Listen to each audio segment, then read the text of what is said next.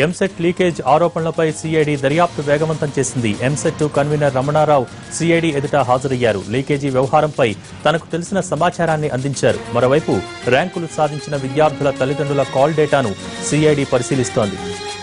దీనికి సంబంధించి మరిన్ని వివరాలు రమేష్ వైట్ల అందిస్తారు. రమేష్, సిఐడి విచారణకు సంబంధించి పూర్తి సమాచారం ఏంటి?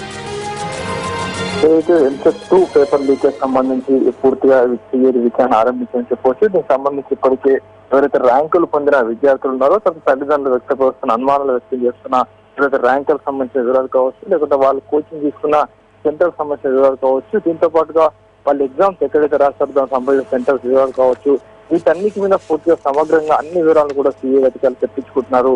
అయితే దీనికంటే ముందుగానే జేఎన్టీయూ రిజిస్టర్ గా ఉన్న ఏదైతే రమణారావు కూడా తన దగ్గర ఉన్న పూర్తి సమాచారం కూడా అటు సిఐడికి అందజేయడం జరిగింది. ఎందుకంటే ఇక్కడ ఏదైతే పరీక్షా పత్రాల తయారీ దగ్గర నుంచి పూర్తిగా పరీక్షా కేంద్రాల వరకు పరీక్షా పత్రాలు వెళ్ళిన తీరు, అక్కడికి వెళ్ళిన తర్వాత జరిగిన తీరు, ఇవన్నిటి గురించి కూడా ఒక డాటాను తయారు చేసి ఇప్పటికే రిజిస్ట్రార్ కి రమణారావు అందజేయడం జరిగింది. అంతేకాకుండా ఇలా ప్రధానంగా చూసినట్లయితే ఎక్కడ కొన్ని అనుమానాలు అటు కుటుంబం ఇటు ర్యాంకర్ సంబంధించిన ర్యాంకు వచ్చిన వాళ్ళ మీద కొంతమంది తల్లిదండ్రులు అనుమానాలు వ్యక్తం చేస్తారు. కాబట్టి వాళ్ళ అనుమానాలు ఏమున్నాయో అనుమానాలకు సంబంధించిన డాటాను కూడా వీళ్ళు ఇక్కడ సిఐడికి రమణారావు అందజేస్తున్న సమాచారం వస్తుంది. అయితే ప్రధానంగా అన్ని కోణాల నుంచి కూడా ఈ దీంట్లో విచారణ జరిపేందుకు కూడా అధికారులు పూర్తిగా సమాచారం. మరోవైపు ఖమ్మం సంబంధించి వచ్చిన కొన్ని కోచింగ్ సెంటర్లు, కొన్ని కన్సల్టెన్సీలు, హైదరాబాద్ లో ఉన్న కొన్ని కన్సల్టెన్సీలు, ఇట్లా వరంగల్ లో ఉన్న కొన్ని కన్సల్టెన్సీలు, వీటికి సంబంధించిన డాటా కూడా ఇప్పటికే అటు సిఐడి అధికారులు సేకరించి తమ దగ్గర పెట్టుకోవడం జరిగింది. అయితే ఈ రోజు కొంతమందిని పిలిపించి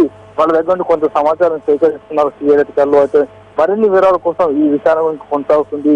దీంట్లో ప్రాథమికంగా వచ్చిన దాన్ని బట్టి ఇంకా ముందుకు వెళ్తామని చెప్పి కూడా అటు సిఐడి అధికారులు చెప్తున్నారు.